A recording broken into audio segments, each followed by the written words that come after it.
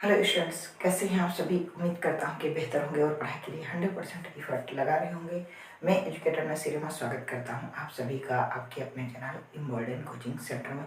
Students, जैसा कि आपको पता है ये डेली क्लास शाम 7 बजे होती है और मैंने करंट अफेयर की क्लास सुबह 7 बजे शुरू की थी। तो मैंने देखा कि करंट अफेयर के मोस्ट इम्पोर्टेंट क्वेश्चन प्रत्येक दिन यानी डेली बेसिस पे नहीं बनते हैं, तो मैं उसकी क्लास अब वीकली कर दूंगा, यानी कि हर सप्ताह में आपको करंट अफेयर की क्लास मिला करेगी।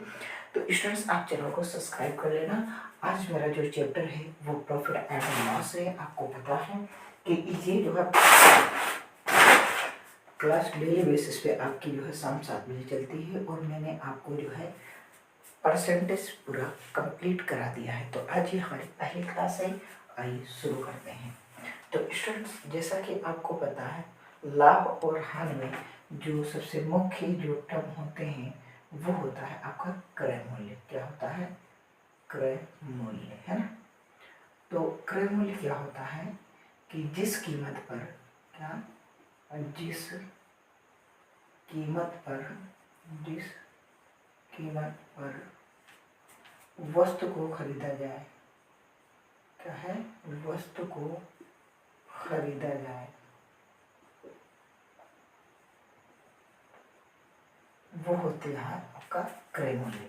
जैसे आप कोई चीज़ खरीदे हैं, मान लीजिए कोई चीज़ आप 10 रुपये, जैसे एक पेन है, ये जो मेरा पेन है ये मैंने कितने का खरीद लिया? 10 रुपये का। तो हम कहेंगे कि इसका क्रय मूल्य यानी कि कॉस्ट प्राइस 100 रुपये है, सॉरी 10 रुपये है ना। अब मैं कह रहा हूँ एक टर्म होता है विक्रय मूल्य। क्या होता है? विक्रय मूल्य। क्या होता है? विक्रय मूल्य। इसे हम एसपी बोलते हैं। विक्रय मूल्य क्या होता है कि जिस कीमत पर वस्तु बेची जाए, यानी कि हमने जो पेन एक जो खरीदा है 10 रुपये का, तो अगर दुकानदार होगा, क्या होगा? दुकानदार वो इसे क्या करेगा? इसे सेल करेगा, यानी कि सेलिंग प्राइस, उसका सेलिंग प्राइस 10 रुपये होगा। मैं कहूँ कि दुकानदार का एसपी जो होगा वो ग्राहक का क्रय मूल्य के बराबर होगा। मतलब जितने का दुकानदार बेचेगा ग्राहक उतने का खरीदेगा। जैसे कि ये वाला जो पेन है वो मैं पेन 10 रुपये का दुकानदार बेच रहा है, तो मैं उसे कितने में खरीदूंगा? 10 रुपये में मैंने खरीदा। तो जितने में वो बेचेगा उतने में हम ग्राहक खरीदते हैं। तो वो वहाँ पास क्या होता है, जो दुकानदार का विक्रय मूल्य होता है वो ग्राहक का क्रय मूल्य होता है। ध्यान रखना। अच्छा, अब क्या होता है? जो लाभ होता है, ध्यान रखना, लाभ या हानि आपको बेसिक से मैं पढ़ा रहा हूँ बहुत अच्छे से। लाभ या हानि सदैव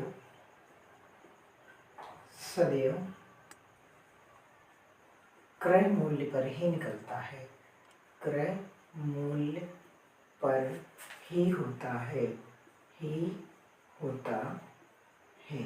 ठीक। लाभ और हानि आपको सदैव क्रय मूल्य पर ही होता है। नोट क्या करना है? यदि प्रश्न में बोला जाए, क्या है? बोला जाए कि लाभ या हानि विक्रय मूल्य पर ज्ञात कीजिए, तो विक्रय मूल्य पर ही निकालते हैं, ये ध्यान रखना। वैसे सदैव हम लाभ और हानि क्रय मूल्य पर ही निकालते हैं, लेकिन अगर प्रश्न में ऐसा बोला जाए कि नहीं लाभ या हानि विक्रय मूल्य पर हुई है, एसपी मतलब विक्रय मूल्य, सेलिंग प्राइस पे, तो आपको उस पर ही निकालना होगा। राइट, ठीक है सर। लाभ क्या होता है? लाभ आपको पता है, लाभ होता है विक्रय मूल्य, क्या? विक्रय मूल्य, विक्रय मूल्य माइनस क्रय मूल्य। ठीक, तो मैं यहाँ कह सकता हूँ कि जो एसपी होगा वो हमेशा बड़ा होगा क्रय मूल्य से। क्या होगा? विक्रय मूल्य हमेशा बड़ा होगा क्रय मूल्य से। अच्छा, जब हानि होगी, क्या होगी? हानि। तो हानि जो होती है वो होती है क्रय मूल्य, क्रय मूल्य माइनस विक्रय मूल्य, माइनस विक्रय मूल्य। ठीक है, तो यहाँ पास आप कह सकते हैं कि जो विक्रय मूल्य होगा वो छोटा होगा हमेशा क्रय मूल्य से। यानी कि जब आपको हानि हो रही होगी तो क्रय मूल्य आपका ज़्यादा होगा और विक्रय मूल्य आपका कम होगा। स्टूडेंट्स, इतनी बात अगर समझ में आई है, बेसिक में पढ़ा रहा हूँ, आप जरूर इसमें क्या करिए, आप नोट्स बना लीजिए, नोट्स बना लीजिए स्टूडेंट्स, आपके लिए बेहतर है ये कंटेंट, आप नोट्स बना लीजिए। ठीक है, आगे बढ़ते हैं स्टूडेंट्स। अब मैं आपको बता रहा हूँ, क्या मैं आपको बता रहा हूँ कि लाभ प्रतिशत कैसे होगा। तो अगर आपको लाभ प्रतिशत निकालना है, क्या निकालना है? लाभ प्रतिशत। तो क्या करोगे, आप लाभ को ऊपर लिखोगे और बटे में क्रय मूल्य लिखो। क्या लिखोगे? क्रय मूल्य को लिखोगे। यानी कि हम इसे P अपॉन CP लिख सकते हैं और गुणे में क्या कर दोगे? 100 से गुणा कर दोगे, तो यहाँ 100 से गुणा हो जाएगी। ठीक, और ये आपका जो आंसर आ जाएगा वो परसेंट में आएगा। हानि प्रतिशत निकालना है तो भी आप ऐसे ही करोगे कि ऊपर हानि लिख दिए, नीचे आप क्रय मूल्य लिख दिए, क्रय मूल्य या और गुणे में 100, तो ये आंसर जो आ जाएगा वो प्रतिशत में आ जाएगा। आइए स्टूडेंट्स शुरुआत करते हैं, है ना, आज के सवाल की।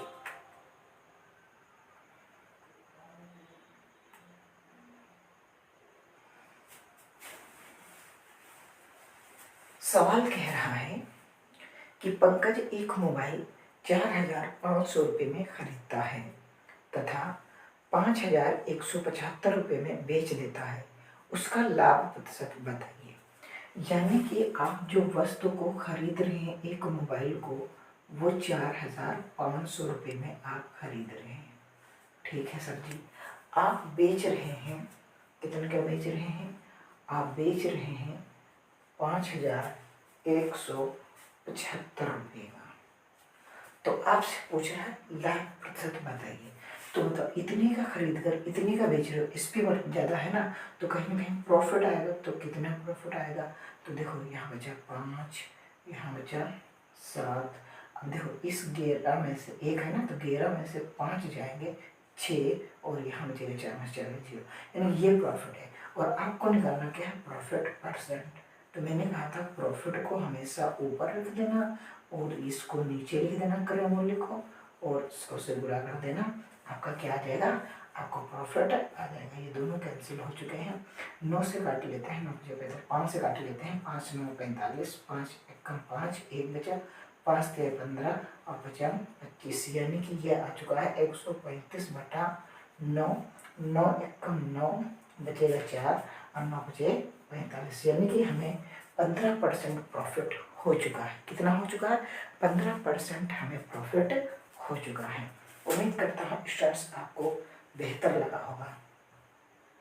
ये आप बात को समझिए, हमने जो भी बताया है वो आपको बेसिक चीज़ें बता रहा हूँ। मैंने अभी कोई ऐसा बड़ा नहीं किया है जो आपके कुछ समझ में ना आए।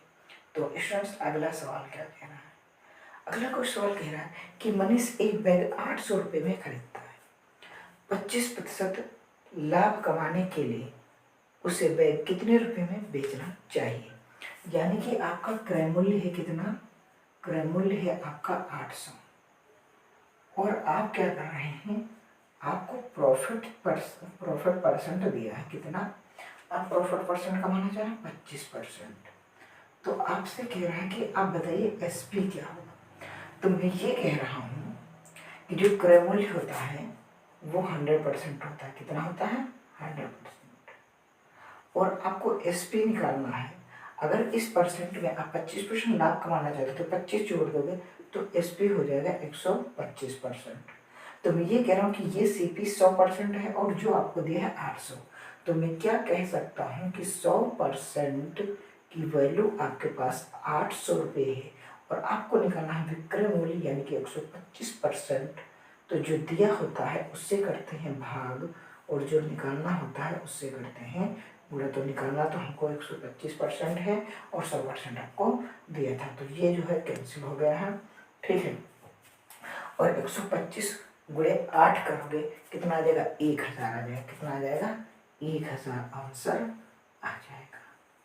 सर कोई और ट्रिक है? हमने कहा हाँ और भी ट्रिक है। और क्या ट्रिक है सर? आप ऐसे करते कि 25% को आप फ्रैक्शन में लिख लेते 1/4। अगर परसेंट की क्लास नहीं देखी है तो जरूर देखना। तो जो नीचे वाला होता है ये हमारा होता है क्रय मूल्य। जब प्रॉफिट और लॉस होता है वो हमेशा क्रय मूल्य पर होता है, ये मैंने बात कही है। तो क्रय मूल्य ये हो जाएगा, प्रॉफिट ये हो जाएगा।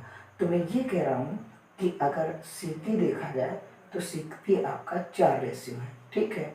और एक प्रॉफिट अगर आप कमा रहे हो तो आपका एसपी कितना हो जाएगा? सर एसपी हो जाएगा 5 रेशियो। तो मैं ये कह रहा हूँ कि 4 रेशियो बराबर आपको 800 दिया है। हाँ सर, यानी कि 4 रेशियो बराबर आपको 800 दिया है। आपको निकालना है 5 रेशियो।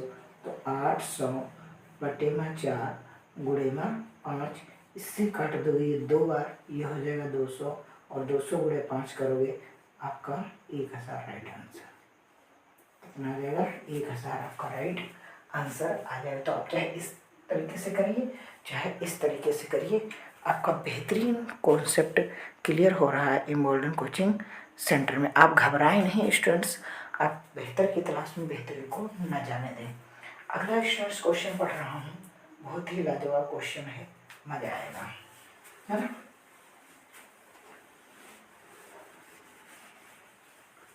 अगला क्वेश्चन कह रहा है स्टूडेंट्स कि एक व्यक्ति एक वस्तु 250 रुपये में खरीदता है।